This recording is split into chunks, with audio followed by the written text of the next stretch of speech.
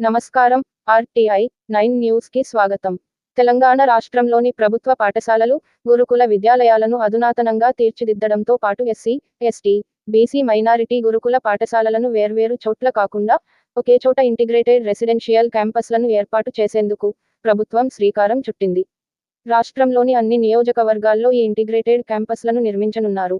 Pilot ప్రాజెక్టుగా కొడంగల్, మధిర నియోజకవర్గాల్లో ఈ క్యాంపస్ల ఏర్పాటు చేయాలని నిర్ణయించారు.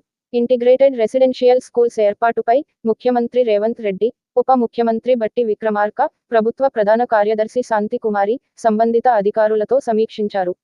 ఇంటిగ్రేటెడ్ క్యాంపస్ల నిర్మాణానికి ఆర్కిటెక్ట్స్ రూపొందించిన పలు నమూనాలను పరిశీలించారు. దాదాపు 20 నుంచి 25 ఎకరాల విస్తీర్ణంలోని ప్రాంగణంలో ఈ సమీకృత గురుకులాల సముదాయం ఏర్పాటు చేయనున్నారు. ఒకే చోట ఈ భవనాలు నిర్మించి మినీ ఎడ్యుకేషన్ హబ్గా అభివృద్ధి చేయాలని ప్రభుత్వం నిర్ణయించింది.